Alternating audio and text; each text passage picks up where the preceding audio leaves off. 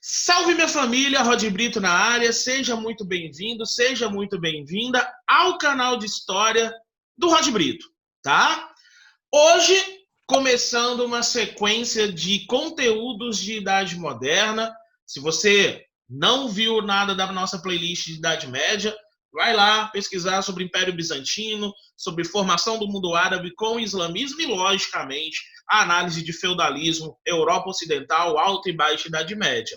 Mas agora o nosso assunto é a Idade Moderna, entre 1453 e 1789, ou seja, entre a queda de Constantinopla e a Revolução Francesa, período da Idade Moderna, que traz para a gente algumas características fundamentais. E logo de cara, logo de início, eu quero que você entenda a seguinte situação na Europa. A Europa estava passando por um processo de transição política, econômica, social, cultural, religiosa. E são justamente essas transformações que nós vamos analisar. Se você entende logo de cara que é isso que você vai estar analisando comigo, fica mais simples de você entender essas mudanças. Por exemplo, durante o período medieval, politicamente falando, eu tinha uma estrutura política fragmentada, dividida, onde cada senhor feudal exercia poder dentro do seu feudo de forma individual e de forma total. A partir da Baixa Idade Média, nós vamos ter um enfraquecimento desse grupo. Os eventos ali, marcadamente no século XIV, fome, peste negra, guerras, esses eventos acabam enfraquecendo a nobreza europeia. Há uma dizimação da sociedade, nós já vimos isso, cerca de 25 milhões de pessoas morrem nesse espaço de tempo, e o enfraquecimento dessa nobreza vai dar aos reis europeus a oportunidade de realizar um desejo antigo. O que eu quero dizer com isso? Com o enfraquecimento desses senhores feudais, esses reis europeus que tinham influência, mas não tinham poder de fato, começam a ver aí uma oportunidade. Uma oportunidade de quê? De centralizar esses feudos, de unificar esses feudos sob seu domínio e de impor o seu poder sobre essas áreas. É isso que nós vamos analisar no nosso primeiro conteúdo de Idade Moderna. Qual é o nosso conteúdo? A formação dos Estados nacionais europeus, a formação dos Estados modernos, a formação dos Estados absolutistas. Ou seja, nós vamos começar, nesse nosso primeiro vídeo, a entendermos como os países que nós conhecemos começaram a se formar na Europa. Portugal, Espanha, França, Inglaterra. Então nós vamos analisar como esses países se formaram, se consolidaram, saindo de reinos, de feudos e se transformando agora em estados absolutistas modernos. Esses antigos senhores feudais, eles vão perder poder de influência territorial. Porque este rei absolutista que se consolida nesse momento, ele vai exercer o poder de maneira absoluta sobre todo o território. Entenda que vai se formar na Europa, portanto, um tipo de nobreza que é muito característico do período moderno. Que tipo de nobreza? Uma nobreza que nós chamamos de uma nobreza parasitária. Ok? Por que uma nobreza parasitária? Porque assim como um parasita, na questão biológica, que vive do corpo de um hospedeiro, essa nobreza parasitária, ela vai sobreviver às custas do Estado, às custas do rei absolutista. Essa nobreza vai perder território, essa nobreza vai perder poder de influência sobre boa parte da sociedade, mas vai garantir privilégios. Mas vai garantir, por exemplo, que não precisa trabalhar, que era o grande medo da nobreza. Entenda isso. Qual um dos grandes medos da nobreza europeia? Ter que trabalhar e se sustentar com o suor do seu próprio rosto. Porque é nobre que é nobre, não trabalha. Quem trabalha é pobre.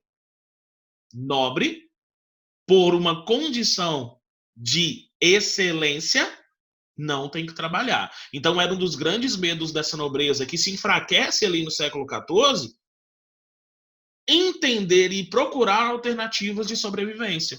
E os reis absolutistas dão a essa nobreza essa alternativa. Ok? Eu vou trazer a nossa apresentação. Para você que está acompanhando o vídeo, então, aqui no canal do Rod Brito, vou trazer a apresentação de slides para a gente fazer essa nossa análise juntos dos principais elementos desses estados nacionais que vão surgir na Europa naquele contexto, tá? Bom, formação do Estado Nacional Europeu. Qual que é o nosso primeiro passo? Os fatores determinantes.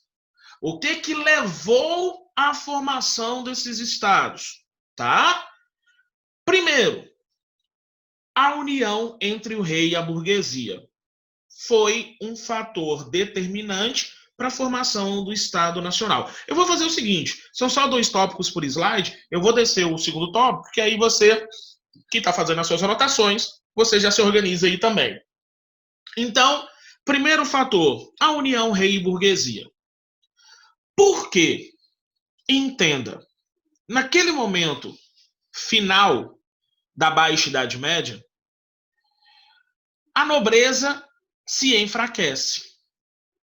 Logicamente, o rei, que também fazia parte desse grupo social, também acaba se enfraquecendo economicamente, territorialmente, mas vê uma oportunidade surgir. Qual oportunidade? Uma oportunidade, como eu disse, de unificação de territórios, de unificação de feudos. Para isso, este rei vai precisar de um exército forte, bem equipado e organizado. Vai precisar de um exército mercenário para conquistar essas terras. Porque, raciocina comigo, o rei chega para esses antigos senhores feudais e faz uma proposta simples. Olha, se você abrir mão do seu feudo para mim, eu garanto que você não vai precisar trabalhar, que você não vai precisar se sustentar, eu garanto a proteção à sua família e eu garanto que você continuará com seus privilégios jurídicos dentro dessa sociedade. Ou seja, em qualquer questão jurídica envolvendo a nobreza, logicamente, os julgamentos eram preferenciais pendendo para essa nobreza. Quando os reis chegam e fazem essa proposta para os antigos senhores feudais, muitos senhores feudais concordam. Já haviam perdido boa parte dos camponeses por causa da fome e da peste negra. Estavam com vastos territórios, mas sem mão de obra. E viu a arrecadação de impostos diminuir. Ou seja, parte desses antigos senhores feudais entendem na proposta dos reis uma vantagem. E se sujeitam a isso. Ou seja, ok, eu te entrego o meu feudo e você me dá e mantém para mim essas garantias. Só que parte desses senhores feudais não concorda. Logicamente. Não concordo. Por quê? Esse feudo já faz parte da minha família há diversas gerações. Desde o meu tataravô. Eu não vou simplesmente abrir mão do meu feudo para você. Nesses casos, houve, logicamente, um enfrentamento militar. E o rei precisava de um exército suficientemente maior e mais forte para derrotar os antigos exércitos, a cavalaria desses antigos senhores feudais. Por isso a união com a burguesia foi tão importante. Por quê? Porque a burguesia garantiu recursos financeiros, recursos econômicos para que o rei pudesse montar esse exército mercenário. Agora, eu sempre faço a seguinte reflexão e eu acho muito importante. Em qualquer relação bilateral, nesse caso, a relação tem que ser boa para os dois lados, porque senão a relação é desfeita. Então, a união entre o rei e a burguesia precisava ser vantajosa para o rei, e eu acabei de te mostrar por que seria, mas também precisava ser vantajosa para a burguesia. E aí está o ponto importante. O rei promete aos burgueses que, uma vez consolidado seu poder, uma vez consolidados esses territórios, ele tomaria medidas econômicas que favoreceriam o desenvolvimento do comércio burguês. Adotaria práticas econômicas, leis que favoreciam e privilegiariam o desenvolvimento da burguesia local. E o raciocínio, ele é muito simples nesse momento. Era vantagem para o rei que a burguesia ampliasse seus negócios? Raciocina comigo aí do outro lado. Minha galerinha que está aqui comigo do primeiro ano do Colégio do Carmo. Era vantagem para o rei que a burguesia ampliasse seus negócios? Lógico que sim. Quanto maior o lucro da burguesia, maior a arrecadação de impostos sobre essa parcela da sociedade. Então, era vantagem para o rei que a burguesia desenvolvesse e ampliasse seus negócios, dentro daquele contexto capitalista que começava a se consolidar de fato. Quais medidas foram essas? Só para a gente fechar o raciocínio, tá? Nesse primeiro tópico. Quais medidas foram essas tomadas pelos reis? É o conjunto de leis e um conjunto de medidas que nós vamos chamar de práticas mercantilistas. As práticas mercantilistas, concessão de monopólio, balança comercial favorável, entesouramento, pacto colonial, essas práticas mercantilistas, elas foram as medidas tomadas pelos reis que favoreceram a burguesia. Rod, repete aí para eu anotar rapidinho. Não precisa, fica tranquilo, fica tranquila. Nós vamos ter uma playlist de aulas só sobre mercantilismo, que é a questão econômica, ok? Fica tranquilo, fica tranquila, a gente vai analisar mercantilismo em outro vídeo, beleza? Bom, vamos seguindo. Outro fator determinante para a formação dos estados nacionais, a crise do sistema feudal. Nós já discutimos isso em alguns minutos atrás, né? O sistema feudal entra em crise, entra em colapso. Desenvolvimento do comércio, ressurgimento das moedas, surgimento de um novo grupo social, da burguesia, ressurgimento das cidades com os burgos, ou seja, surgimento e desenvolvimento do capitalismo, ou seja, o feudalismo, a estrutura feudal, agrária, local, limitada, de subsistência, aquela estrutura feudal, ela começa a ruir.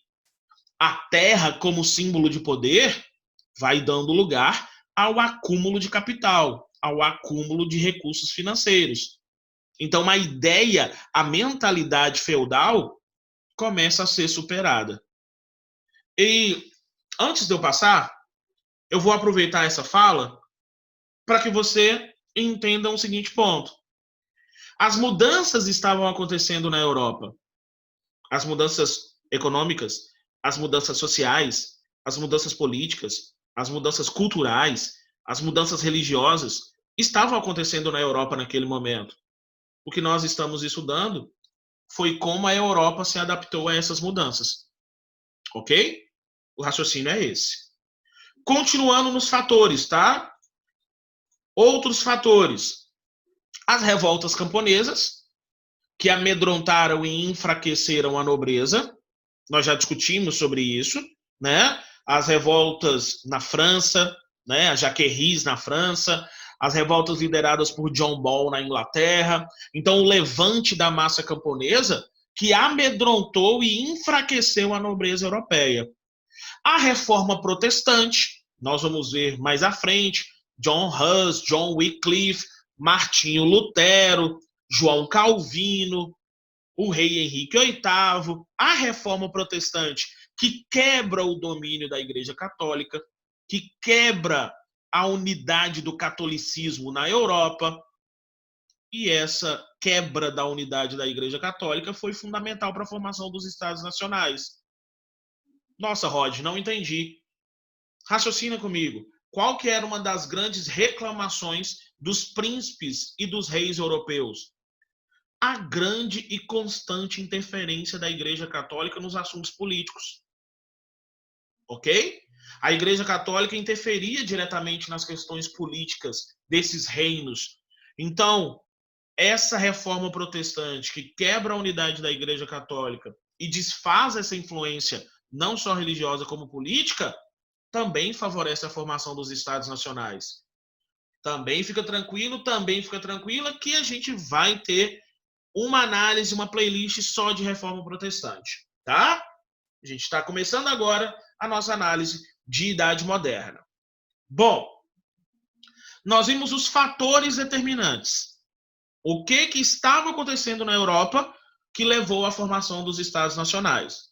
Agora, nós vamos analisar as características desses Estados modernos. O que definia um Estado como um Estado moderno absolutista? É isso que nós vamos ver agora, tá? Então, eu vou descer todo o slide também para você fazer seu print, para você fazer suas anotações, tá? Então, quais as características fundamentais dos estados absolutistas modernos? Politicamente, um poder centralizado nas mãos do rei, não mais o poder fragmentado nas mãos dos senhores feudais. Agora, o poder de decisão está concentrado nas mãos do rei absolutista. O rei legislava, ou seja, ele criava as leis. O rei, ele executava as leis por ele propostas e ele julgava o cumprimento dessas leis. Então, basicamente, havia uma concentração de poderes de maneira absolutista nas mãos desses reis europeus da Idade Moderna. Ok? Fronteiras delimitadas, também uma característica do Estado moderno. Se eu pedir para você aí do outro lado mentalizar o mapa da Itália, você consegue. Da França, você consegue. De Portugal, da Espanha, da Inglaterra, ou seja, do Brasil, ou seja, as fronteiras geográficas se delimitam a partir desse momento, né? E, logicamente, começa a ter uma unificação, não só política, como uma unificação de leis, de impostos, de moedas. Antes desse processo de unificação, cada feudo tinha sua própria moeda, por exemplo. Cada feudo tinha suas próprias leis de acordo com a vontade do senhor feudal. Cada feudo tinha seu próprio sistema de pesos e medidas. Cada feudo tinha sua própria cavalaria, seu próprio exército. A partir da formação do Estado Nacional, nós vamos ter uma unidade desses elementos. Eu vou ter as mesmas leis incidindo em todo o território, os mesmos impostos incidindo em todo o território, uma moeda única, unificada, de ampla circulação. Consegue perceber quem é que vai lucrar muito com isso? Consegue perceber quem é que vai se favorecer muito com isso? Eu já usei o termo lucrar, já matei, né, a resposta. A burguesia vai favorecer-se muito com isso. Por que a burguesia vai se favorecer muito com isso? Porque agora ela vai ter um território amplo de atuação. Os mesmos impostos, as mesmas leis, a mesma moeda, no amplo espaço de circulação. E aí os negócios começam a ficar mais fáceis e de maior porte a partir desse momento. Não apenas localizado no feudo, mas agora tendo um vasto território para poder atuar. Um exército unificado, ou seja, aqueles exércitos particulares dos senhores feudais vão dar lugar a um exército único para o Estado, para o país.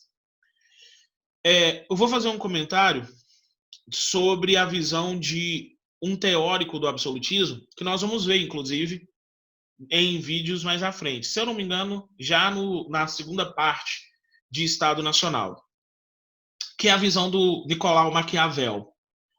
Na sua obra mais famosa, né, O Príncipe, Maquiavel, ele diz em certo momento que o exército mercenário ele é importante e pode ser utilizado no momento da conquista.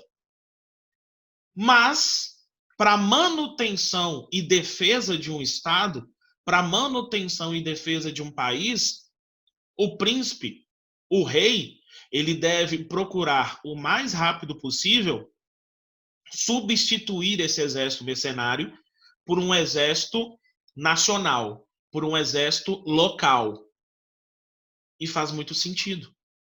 Porque o mercenário, ele luta por quem paga mais. Então não há uma fidelidade, não há um sentimento de pertencimento. O exército nacional, não. Estes vão combater em nome do rei, em nome do país, porque começa a surgir, e isso é um ponto importante também, começa a surgir na Europa um sentimento de nacionalidade, um sentimento de pertencimento, um sentimento de patriotismo. Isso começa a surgir com a formação dos Estados nacionais. Antes perguntava para o indivíduo, quem é você? Eu sou fulano do feudo tal. Eu sou fulana do feudo tal. Não. Agora eu sou fulano de Portugal. Eu sou fulano da França. Há um sentimento de patriotismo e nacionalismo que começa a se formar na Europa naquele momento. E isso é muito fundamental. Tá? Eu vou ter funcionários a serviço do rei, como característica desses estados nacionais, não agora a serviço do senhor feudal, mas a serviço do Estado, e o Estado era o rei absolutista, e uma arrecadação de impostos agora em nome do rei e não mais em nome do senhor feudal. Percebam que há aí uma mudança, muito grande, inclusive. Em termos de sociedade, nós vamos ter uma estrutura muito parecida ainda com a estrutura medieval, ok? Então eu vou ter um primeiro estamento, um primeiro estado com o clero, segundo estado com a nobreza, e um terceiro estado envolvendo agora camponeses e burgueses. É aquela pirâmide social clássica, tranquila. Mas, neste contexto, aonde está o rei? O rei, neste contexto, ele vai estar acima dessa pirâmide. O rei absolutista vai estar acima desta sociedade. O trono do rei não é o trono de um homem qualquer, é o trono daquele que de tudo vê e de tudo sabe. Porque o Estado pertence a ele. Luís XIV, rei francês, celebrou uma frase que ficou conhecida mundialmente, né?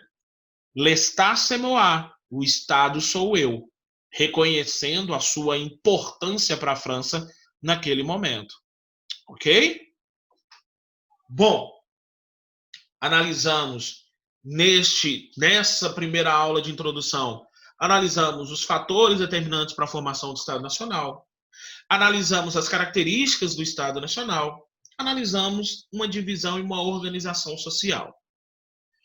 Qual é a nossa próxima tarefa? Qual é o nosso próximo passo?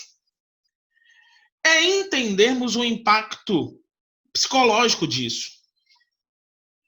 Rod, como assim? Ora, pensa comigo.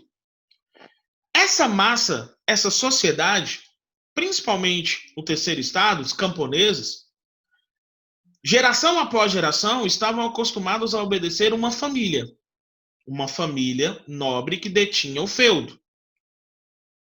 Então, a partir desse momento, com a unificação desses territórios nas mãos de um indivíduo, começou a ser necessário justificar para essa sociedade, primeiro, por que o rei era rei?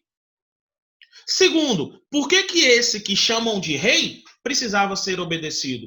Por que eu tenho que obedecer a este que chamam de rei e eu não vou obedecer mais ao meu senhor feudal? Eu não vou obedecer mais ao meu senhor, que eu sempre mantive uma relação de subserviência? Cria-se essa ideia. Cria-se essa necessidade. E é justamente nesse contexto que surgem as teorias absolutistas. As teorias que foram criadas naquele contexto para explicar para a sociedade por que o rei é rei e por que o rei deveria ser obedecido sem nenhum tipo de contestação. Só que isso, logicamente, vai ser para a nossa segunda aula, para a segunda parte do nosso vídeo sobre estados nacionais absolutistas. Para finalizar esse nosso vídeo, essa nossa primeira parte, entenda, nós estamos analisando um período da história da Europa que nós vamos chamar de período em que predomina o antigo regime europeu. E quando você, a partir de agora, encontrar com esse termo, antigo regime, essas duas palavras, em vídeos, em textos, em questões, quando você se deparar com esse termo, você tem que lembrar que automaticamente vai ter que vir à sua mente algumas características. Quando você se deparar com o termo antigo regime, você vai ter que entender, então está falando politicamente de uma sociedade absolutista, economicamente mercantilista, socialmente com privilégios de classe e religiosamente com uma ampla influência da Igreja Católica. É isso que eu preciso de você a partir de agora. Isso vai ser automático. Nós vamos entender no decorrer das nossas aulas, no decorrer dos nossos vídeos. Antigo regime. Absolutismo, mercantilismo, privilégio de classe e influência da Igreja Católica de maneira ampla até um certo momento. Bom, falei demais. Tudo de bom. Se você chegou até aqui no vídeo, não se inscreve. Não esqueça, se inscreve no canal, compartilha, deixa seu like, manda para quem você quiser. E lembrando que história é com Conrad Brito e quer ser massagem, pai. Fui!